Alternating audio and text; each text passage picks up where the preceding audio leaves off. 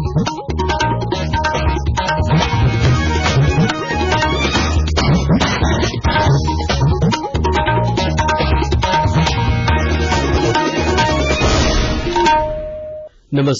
प्रादेशिक समाचार के साथ मैं चंदन कुमार कौंडिल्य। पहले मुख्य समाचार। प्रधानमंत्री नरेंद्र मोदी ने मैरीटाइम इंडिया समिट 2021 का उद्घाटन किया। कहा, भारत विश्व में प्रमुख समुद्री अर्थव्यवस्था के रूप में उभर रहा है।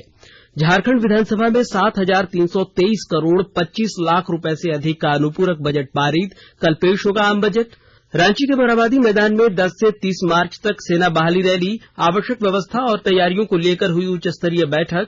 और चतरा जिले में अलग अलग स्थानों से 5 नक्सली हथियार के साथ गिरफ्तार। देवघर और दुमका से 27 साइबर अपराधी गिरफ्तार।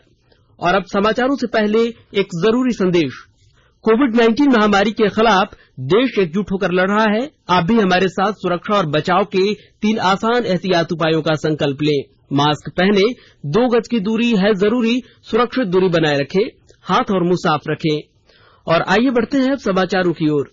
प्रधानमंत्री नरेंद्र मोदी ने कहा है कि भारत समुद्री अर्थव्यवस्था के क्षेत्र में प्रगति के लिए बहुत गंभीर है और विश्व में समुद्री अर्थव्यवस्था के रूप में अग्रणी भूमिका निभाने की ओर अग्रसर है। श्री मोदी ने आज वीडियो कॉन्फ्रेंस के जरिए 3 दिवसीय मैरीटाइम इंडिया समिट 2021 का उद्घाटन किया। अपने संबोधन में उन्होंने कहा कि भारत इस क्षेत्र में स्वाभाविक रूप से अगुवा होने के कारण जल्द ही समुद्री अर्थव्यवस्था में वृद्धि के लिए बड़ी सफलता हासिल कर लेगा। श्री मोदी ने कहा कि सरकार विभिन्न सुधारों के माध्यमों से समुद्री ढांचागत सुविधाएं तैयार करने पर जोर दे रही है। प्रधानमंत्री ने कहा कि सरकार प्रमुख बंदरगाहों पर नवीनीकरण ऊर्जा के उपयोग पर ध्यान दे रही है। Government of India has also initiated holistic development of island infrastructure and ecosystem. We are keen to promote the use of renewable sources of energy in the maritime sector. We are in the process of installing solar and wind-based power system at all the major ports across the country. We aim to increase usage of renewable energy to more than 60% of total energy by 2030 in 3 phases across Indian ports. India's long coastline awaits you. India's hard-working people await you. Invest in our ports. Jharkhand विधानसभा ने चालू वित्तीय वर्ष 2020-21 के लिए 7,323 करोड़ 25 लाख रुपए से अधिक के द्वितीय अनुपूरक बजट और तत्संबंधी विनियोग विधेयक संख्या 1 को आज ध्वनिमत से पारित कर दी।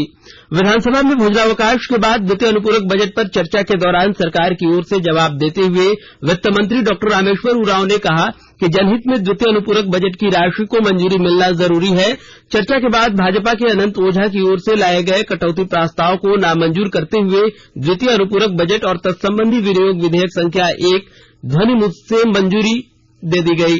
वहीं झारखंड विधानसभा के बजट सत्र में कल 3 मार्च को वित्तीय वर्ष 2021-22 का बजट पेश किया जाएगा। मुख्यमंत्री हेमंत सोरेन ने आज विधानसभा के बाहर पत्रकारों से बातचीत में कहा कि कड़ी मेहनत और विचार विमर्श के बाद बजट की तैयारी की गई है। बजट कल प्रस्तुत होना है और बजट के पिटारे के अंदर क्या क्या है ये बता पाना अभी कठिन है और नियमता बताने भी नहीं है। वो हम कल सदन में हमारे वित्त मंत्री जी इसको प्रस्तुत करेंगे। तत्पश्चात इसका आनंद हम लोग ले पाएंगे। लेकिन कुल मिलाकर के बहुत मेहनत और बहुत सोच विचार के दौरान इस बार बजट की तैयारी की गई है और राज्य के हर वर्ग को ध्यान में रखा गया है। राज्यसभा और लोकसभा टीवी का विलय करके संसद टीवी बना दिया गया है। भारतीय प्रशासनिक सेवा के सेवानिवृत्त अधिकारी रवि कपूर को संसद टीवी का मुख्य कार्यकारी अधिकारी नियुक्त किया गया है।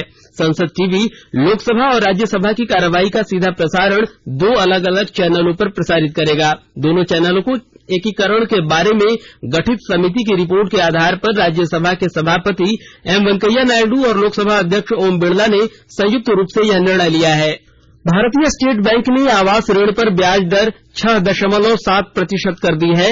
बैंक ने कहा है कि 75 लाख रुपए तक का आवास ऋण लेने वालों के लिए ब्याज की दर 6.7% होगी और 75 लाख से अधिक का ऋण लेने के लिए ब्याज दर 6.75% रहेगी। ब्याज दरों में छूट कर्ज लेने वाले लोगों के सिविल स्कोर पर निर्भर करेगी। ये छूट 31 मार्च 2021 तक लागू रहेगी और इसमें प्रोसेसिंग फीस पर 100% की छूट मिलेगी। ग्राहक ऑनलाइन और योनो ऐप के माध्यम से इस छूट के लिए आवेदन कर सकते हैं। अंतर्राष्ट्रीय महिला दिवस के अवसर पर ऋण लेने वाली महिलाओं को 5 आधार अंकों की विशेष छूट दी जा रही है। राज्य में पिछले 24 घंटे में 37 नए कोरोना संक्रमित मरीज मिले हैं। इसके साथ ही राज्य में कोविड-19 पॉजिटिव मरीजों की संख्या बढ़कर 1,19,886 हो गई है। वहीं राज्य में कोरोना संक्रमितों के स्वस्थ होने की दर 98.69% तक जा पहुंची है। स्वास्थ्य विभाग से मिली जानकारी के अनुसार राज्य में अब तक 1,18,511 लोगों ने कोरोना को मात देने में सफलता हासिल की है, जबकि 485 सक्रिय मरीजों का इलाज अब भी विभिन्न कोविड-19 अस्पतालों में चल रहा है। महाराष्ट्र, केरल सहित अन्य राज्यों में कोरोना संक्रमण के बढ़ते प्रभाव को देखते हुए धनबाद के उपायुक्त उमाशंकर सिंह ने जिले के लोगों की सुरक्षा के लिए आगामी 4 मार्च 2021 से धनबाद रेलवे स्टेशन पर उतरने वाले हर यात्री की ट्रूनेट से जांच कराने का निर्देश दिया है। इसको लेकर आज उपायुक्त की अध्यक्षता में समाहरणालय के सभागार में बैठक आयोजित की गई। उपायुक्त ने कहा कि धनबाद में अन्य राज्यों से बड़ी संख्या में लोग आते हैं, उनकी तथा जिले के लोगों की सुरक्षा के लिए कोरोना जांच आवश्यक है। अन्य राज्यों से आने वाले यात्रियों के कोरोना पॉजिटिव होने की संभावना हो सकती है, इसलिए धनबाद रेलवे स्टेशन पर हर यात्री की ट्रूनेट से जांच की जाएगी। कोविड-19 टीकाकरण के दूसरे चरण का अभियान पश्चिमी सिंहभूम जिले में शुरू किया गया है और अधिक जानकारी दे रहे हैं हमारे संवाददाता। कोविड-19 टीकाकरण के दूसरे चरण का अभियान पश्चिमी सिंहभूम जिले में भी शुरू किया गया है। इसके अंतर्गत 60 वर्ष से अधिक उम्र के सभी नागरिकों को कोरोना के टीके दिए जा रहे हैं एवं 45 से 60 वर्ष के बीच गंभीर रूप से बीमार लोगों को भी टीके लगवाए जा रहे हैं। इससे पूर्व के चरण में जिले के सभी स्वास्थ्य कर्मियों और अग्रिम पंक्ति के कार्यकर्ताओं को सूचीबद्ध कर कोरोना का टीका लगाने का काम शुरू किया गया था। वर्तमान चरण के शुरू होने के बाद कोरोना टीकाकरण को लेकर जिला स्तरीय गठित टास्क फोर्स की निगरानी में इस अभियान को चलाया जा रहा है। उम्मीद है कि इस जिले के सभी जरूरतमंद लोगों तक यह टीका जल्द ही पहुंच जाएगा। दिलीप बैनर्जी, आकाशवाणी समाचार, चाईबासा। आकाशवाणी के ताजा तरीन समाचारों के लिए आप हमारी वेबसाइट newsonair.com पर लॉग इन कर सकते हैं। ताजा समाचार Twitter handle @AIR News Alerts और Facebook page all India radio news पर भी उपलब्ध है। आप प्रादेशिक समाचार एकांश के ट्विटर हैंडल @AIR News_Ranchi और Facebook page AIR News Ranchi के अलावा YouTube channel AIR News Ranchi पर भी हमारे बुलेटिन को सुन सकते हैं। प्रादेशिक समाचार आप आकाशवाणी रांची से सुन रहे हैं और अब पेश है कोरोना से बचाव के कुछ संदेश। कोविड-19 से बचाव और सुरक्षित रहने के 3 उपाय। मास्क लगाएं, 2 गज दूरी है जरूरी, सुरक्षित दूरी रखें, हाथ और मुंह साफ रखें।